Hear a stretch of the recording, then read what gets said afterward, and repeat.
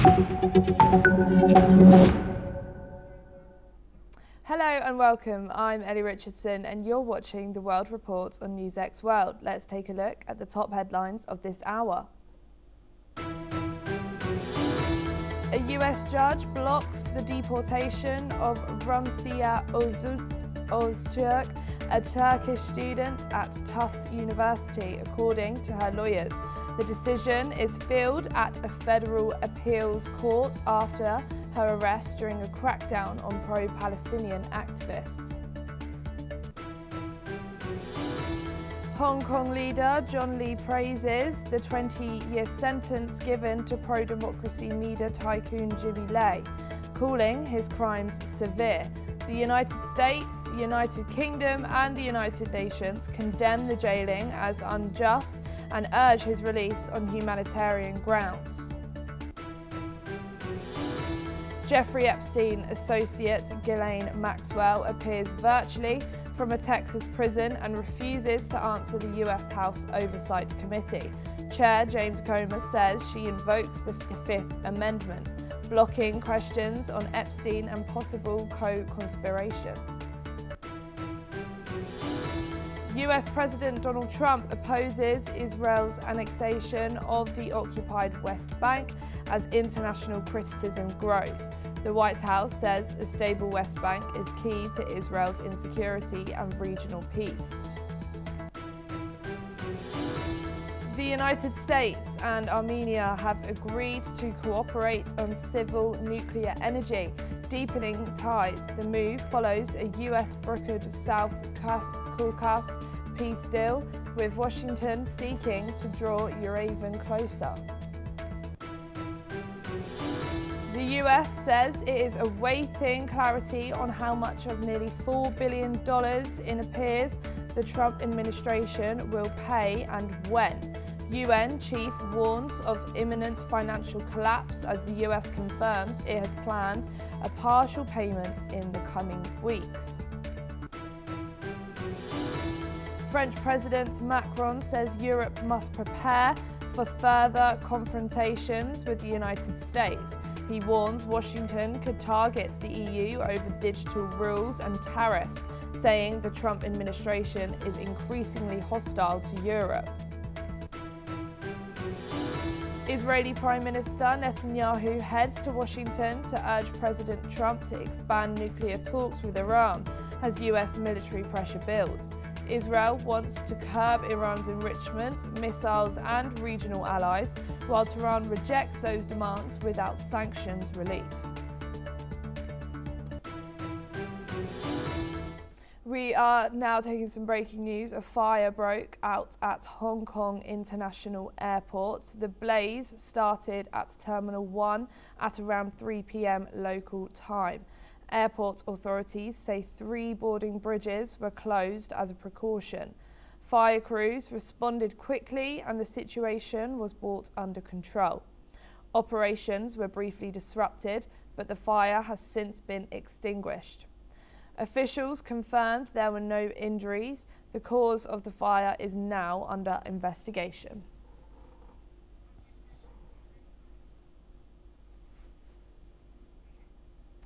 The Kremlin says there is still no date for the next round of peace talks on Ukraine, but negotiations could resume soon.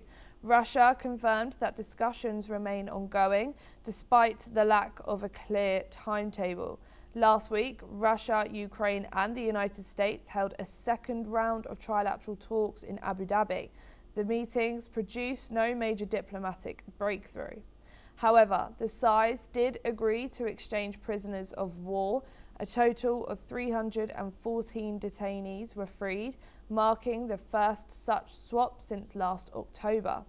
Talks are expected to continue as efforts to revive diplomacy move forward. As we are waiting to hear more about an upcoming peace talks with both Ukraine and Russia, we are waiting to see if there is a timeline that is going to be produced soon. When is a ceasefire going to be put into place, as well as when we know that the war will end? there is still no date for the next round of peace talks on Ukraine, but hopefully negotiations will resume soon. As we know, there was talk of a meeting in Miami this week between Ukraine and Russia to go to a third round of these peace talks. However, Russia never agreed to attend, so now we are waiting for a third date to happen. Last week, Russia, Ukraine and the United States held a second round of trilateral talks in Abu Dhabi. The meetings produced no major diplomatic breakthroughs, with no timetable produced after the meeting. However, there was an exchange of prisoners of war, and a total of 314 detainees were freed, marking the first such swap since last October. Talks are expected to continue as efforts to revive diplomacy move forward.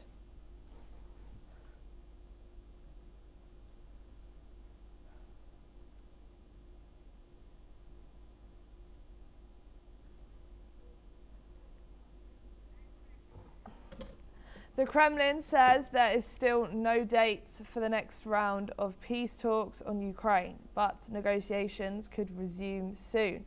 Russia confirmed that discussions remain ongoing despite the lack of a clear timetable. Last week, Russia, Ukraine and the United States held a second round of trilateral talks in Abu Dhabi. The meetings produced no major breakthrough. We heard that there may have been a meeting this week in Miami, hosted by the United States, and for Ukraine and Russia to join. Ukraine did agree to attend and was very up for these round of talks. However, Russia never replied, and we are now waiting for a third date to come through.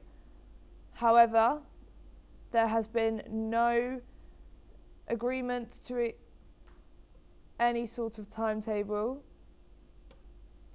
but there was an agreement to free prisoners of war. A total of 314 detainees were freed, marking the first such swap since last October. Talks are expected to continue as efforts to revive diplomacy move forward.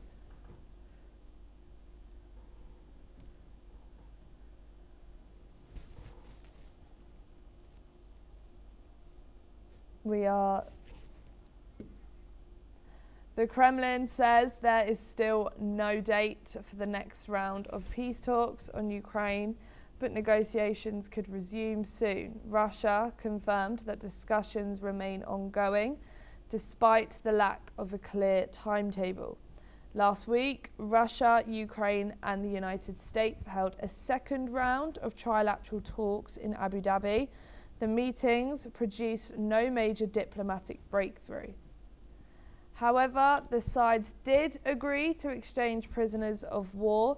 A total of 314 detainees were freed, marking the first such swap since last October. Talks are expected to continue as efforts to revive diplomacy move forward.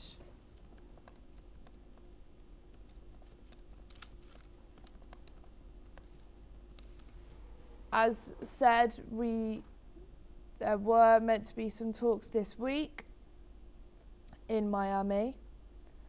However, Russia did not agree to the meeting. Therefore, Ukraine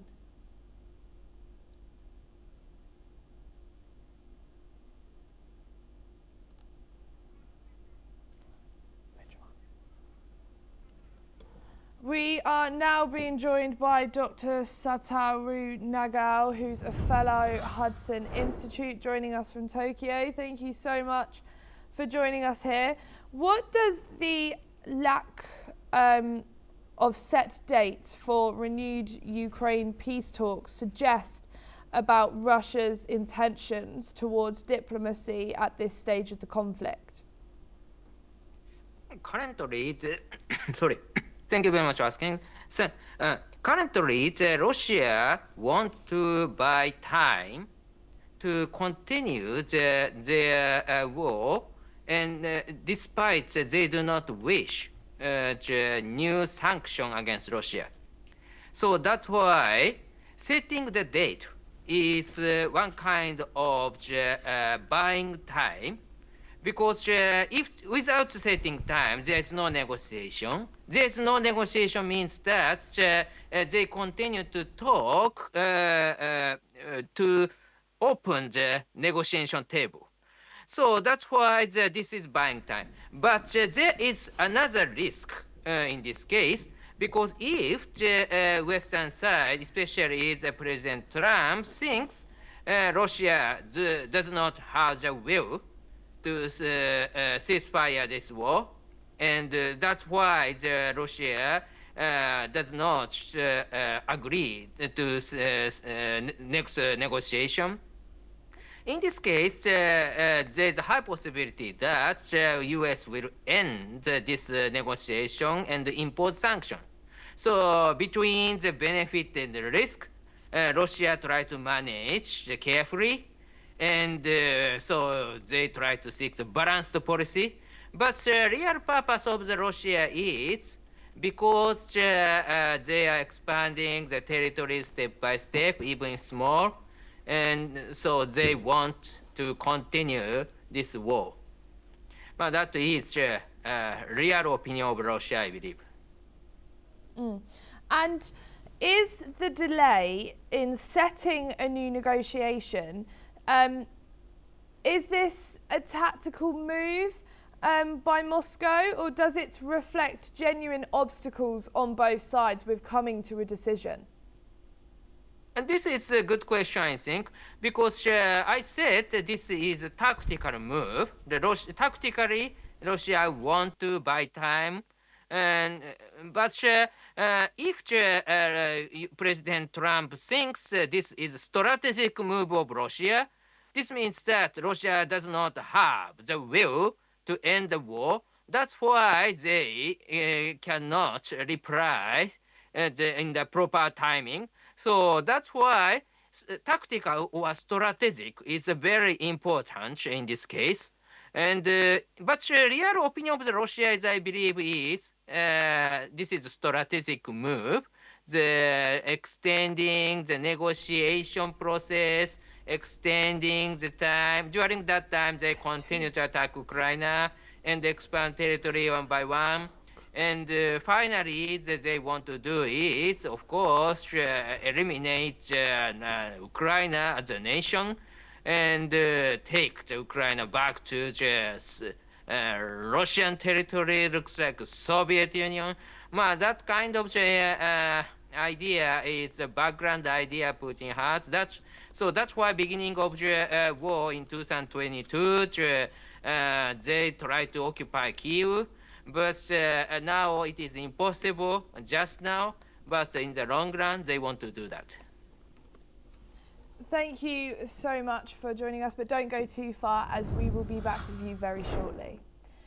We have some breaking news for you now. Iran says recent nuclear talks with the United States have helped gauge Washington's seriousness. The Foreign Ministry said there was enough consensus to continue on the diplomatic path. US and Iranian diplomats met last week in Oman through Omani mediators. The talks came after President Donald Trump positioned a US naval flotilla in the region, raising fears of possible military escalation. Iran said the Muscat meeting was a brief but useful in testing intentions on both sides. Tehran now believes diplomacy can move forward. The Foreign Ministry also confirmed that senior advisor Ali Lajani is visiting Oman before travelling on to Qatar for regional consultations. Iran also warned the US to act independently, urging Washington to resist what it called Israeli pressure ahead of the Israeli Prime Minister's expected visit. We are now being joined by Dr. Saturo. Thank you so much for joining us here again on the channel. What do you think Tehran means by now they understand the seriousness of this? There is a negotiation between US and Iran, but at the same time, Iran hasn't agreed US demand. So that's why there is a risk for the US. There's a risk US will start bombing to Iran, but at the same time, this is still under negotiation as a final stage. If Iran will concede more, in this case, there's a possibility strike will not happen. But under such kind of situation, the view from Israel is very concerned about it because if finally the Iran concede to the United States, is it really abandoning the nuclear weapon program of Iran, or just gesturing and hiding this program and continue to develop, and in the future Iran will possess a nuclear weapon? If there's a risk Iran can continue the nuclear weapon development program, this is a serious security concern for Israel. So that's why even if this is a negotiation between US and Iran, Israel want to explain the situation Israel is facing and try to persuade the United States. Do not forget interest of Israel, and that is the reason they try to communicate. Prime Minister Netanyahu communicate with President Trump very carefully and very friendly, and about U.S.-Iran negotiation. Thank you. Please don't go too far, as we will come back to you very shortly. Coming at you with some more breaking news. Tensions in Bangladesh are rising ahead of parliamentary elections. A Hindu businessman, 62-year-old Sushen Chanda Shekhar, was stabbed to death inside his shop in Mymensingh on Monday night. Police say the attackers pulled down the shop shutters before fleeing, leaving his body inside. Authorities have launched a probe, but the motive remains unclear. Shekhar's killing is part of a broader pattern of pre-election violence targeting minorities. Human rights groups warn security is deteriorating, citing at least 15 Hindu deaths in the past 45 days. Previous attacks include the lynching of Dipu Chandara Das in December and the brutal killing of Litan Chandara Ghosh. Minority groups also report widespread property damage and attacks on places of worship. The international community is watching closely as fears grow over communal violence and political instability.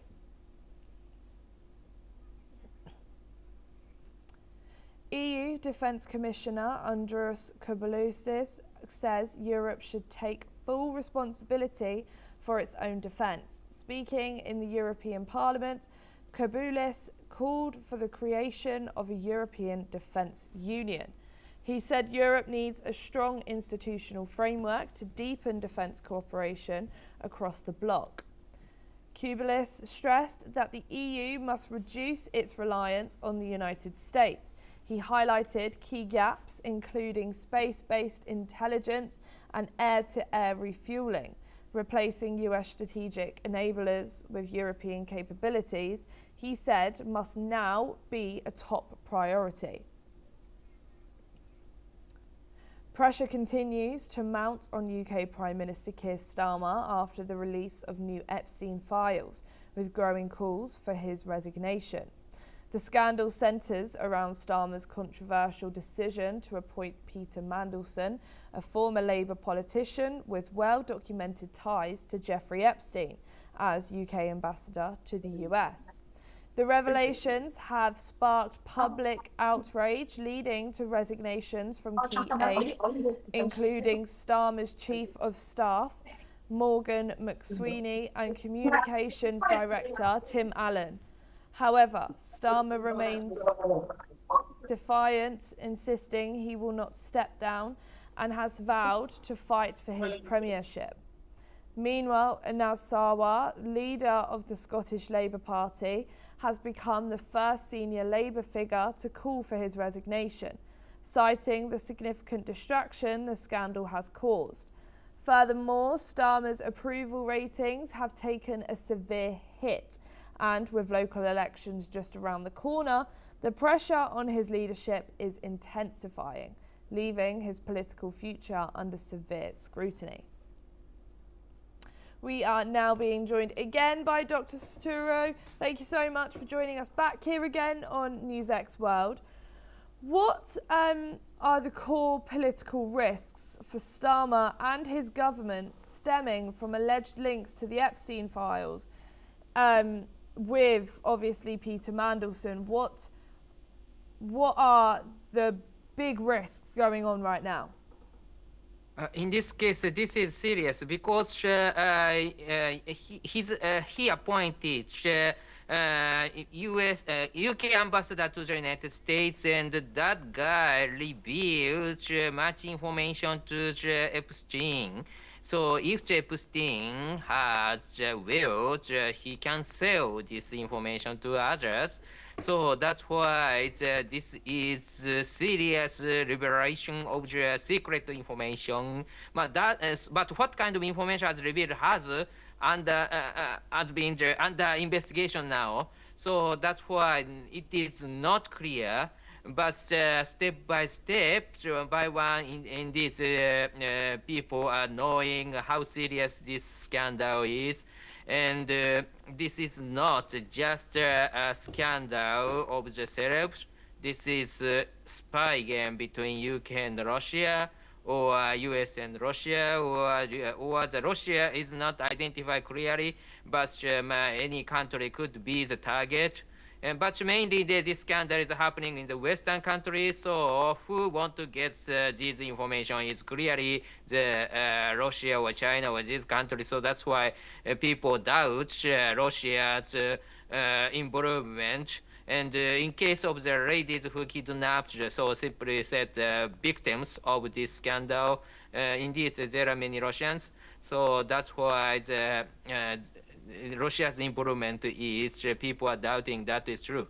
And Russia has a notorious reputation about the honey trap that is true, so that's why the people believe it. But anyway, if the UK Prime Minister appointed someone who connected to the Russia, is UK Prime Minister should take responsibility. That is natural. Thank you so much, Dr. Satura Nagal, for joining us here today on NewsX World. Chinese officials have said that China will offer firm support for patriotic pro-reunification forces in Taiwan and strike hard against separatists. China, which views Taiwan as its own territory, despite the objections of the government in Taipei, has ramped up its military and political pressure against the island as Beijing seeks to assert its sovereignty claims. Chinese People's Political Consultative Conference Chairman Wang Heng has said that the officials must advance the great cause of national reunification. Wang Heng added that it is necessary to firmly support the patriotic pro-unification forces of the island and resolutely strike against Taiwan's independence. Separatist forces to oppose interference by external forces and safeguard peace and stability in the Taiwan Strait. We are now being joined by Dr. Sanjay Kumar, who is a journalist and is joining us from South Korea. Thank you so much for joining us here today on NewsX World. What message is China sending by vowing to crack down on Taiwan independence forces? See, China is trying to send a very clear message that we stick to the one China principle, and we are ready to not occupy, but to um, execute the plans of the Chinese Communist Party and the Chinese government in absorbing the Taiwanese island. I mean the Taiwanese strait. Sorry. So the message is very clear here, and they are trying to do it through creating political bifurcation. So this is the message right now. Thank you. Don't go too far, as we will be back with you very shortly. China's foreign ministry recently confirmed that there have been no reports of Chinese citizens being stranded in Cuba, despite airlines suspending flights due to a jet fuel shortage. During a regular news briefing, Foreign Ministry spokesperson Lin Jian restated China's firm support for Cuba's national sovereignty and expressed strong opposition to any foreign interference. Lin also assured that China would continue to offer help and support to Cuba in any way it can, underscoring their ongoing commitment to the island nation. 据了解，目前没有接到中国公民滞留的报告。关于第二个问题，具体情况建议向中方的主管部门询问。我愿重申，中方坚定支持古巴维护国家主权和安全，反对外来干涉，坚决反对剥夺古巴人民生存权、发展权的举动和非人道行为，将一如既往向古方提供力所能及的支持和帮助。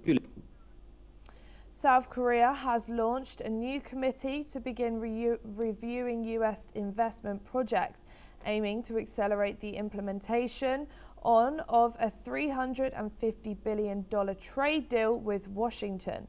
This move follows US President Donald Trump's threat to increase tariffs on South Korea due to delays in enacting the deal. While the Finance Minister Koo Yoon-chol has announced that a special bill is expected to pass by the end of February, it will still take about 3 months to fully implement. In the meantime, South Korea is working to avoid any misunderstandings with Washington.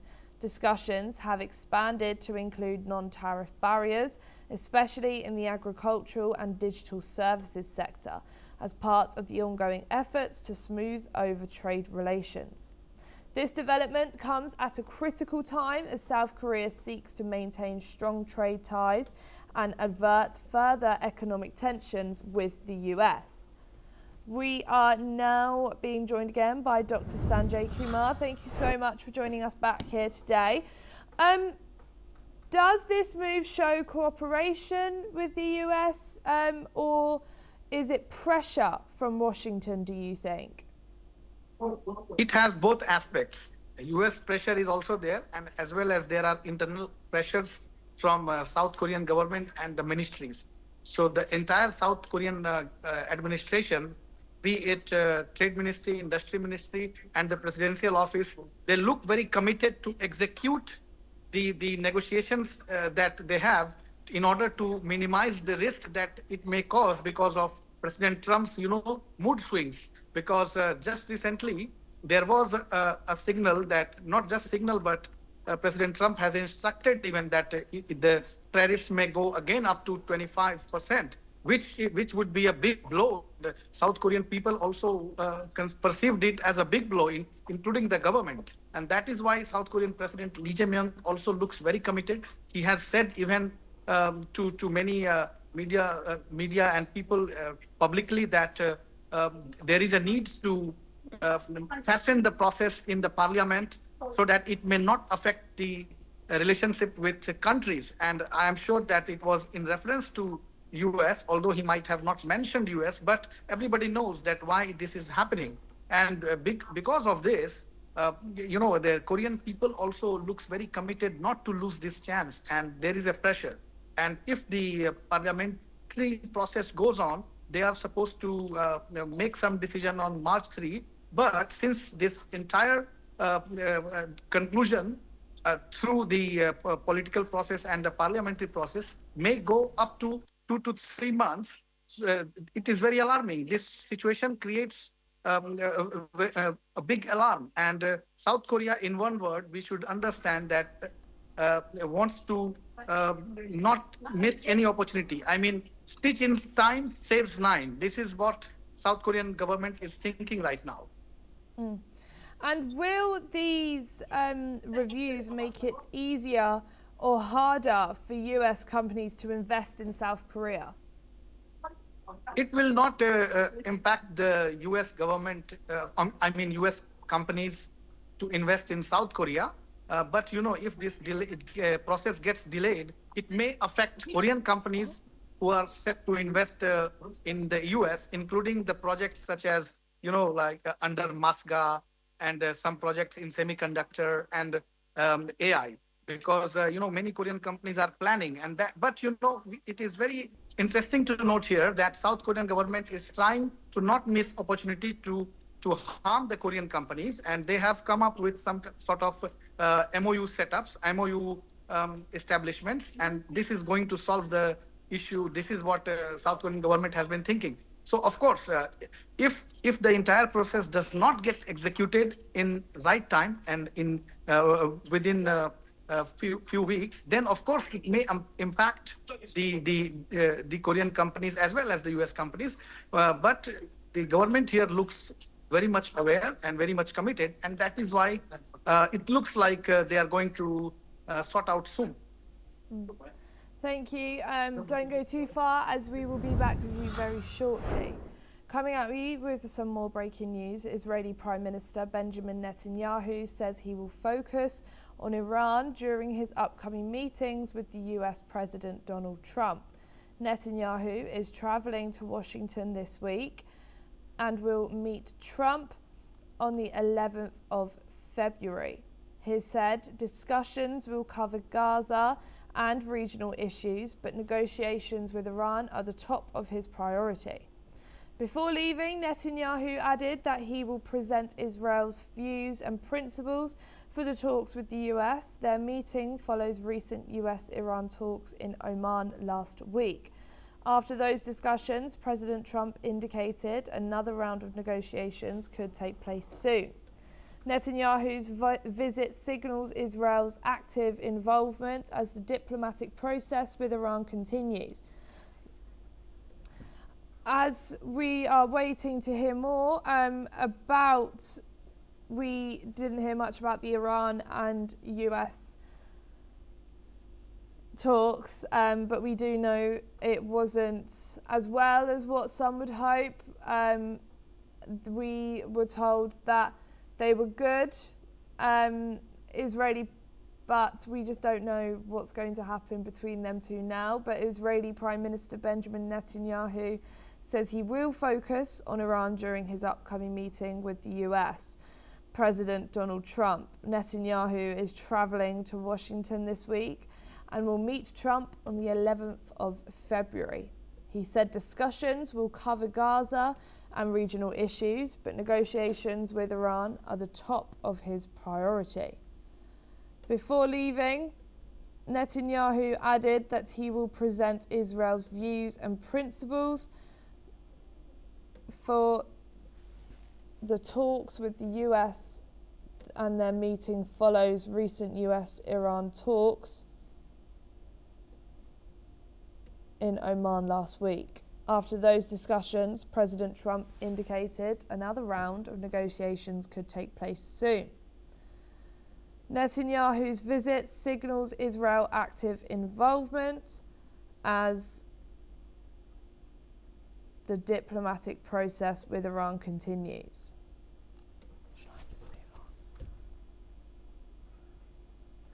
We are now being joined by, again, Dr. Sanjay Kumar, joining us from South Korea. Thank you so much for joining us here today on NewsX World.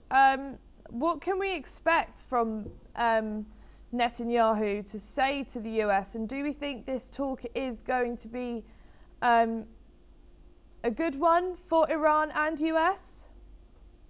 Of course, there is always dark and bright side, but if there is a dialogue, I think dialogue and diplomacy both are very interrelated. And if both leaders are meeting, that means diplomacy somehow is working. And there is a high need right now, glaring need, that dialogue and diplomacy should go hand in hand. And this looks happening. So I personally believe that any kind of dialogue is really fruitful in case of US, Iran, and this Israel.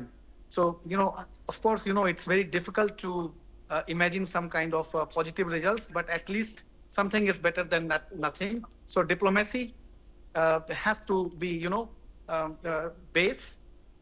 And in order to have that base, dialogue is really important. Thank you, Dr. Sanjay Kumar, for joining us here today on NewsX World. Elon Musk has recently announced that SpaceX is shifting its focus towards building a self-growing city on the moon, a project that Musk believes could be achieved within the next 10 years. Musk's comments follow a media report which reveals that SpaceX has informed investors that the lunar mission is now the company's top priority, with a targeted UN crewed lunar landing by March 2027. SpaceX had previously aimed for an uncrewed Mars mission by the end of 2026. The US faces strong competition from China in the race to return humans to the moon, with no human visits since the Apollo 17 mission in 1972. Meanwhile, SpaceX has also made headlines by acquiring artificial intelligence company xAI, valuing SpaceX at $1 trillion and xAI at $250 billion. That's all we have time for this hour. Keep watching NewsX World for more news updates from around the world.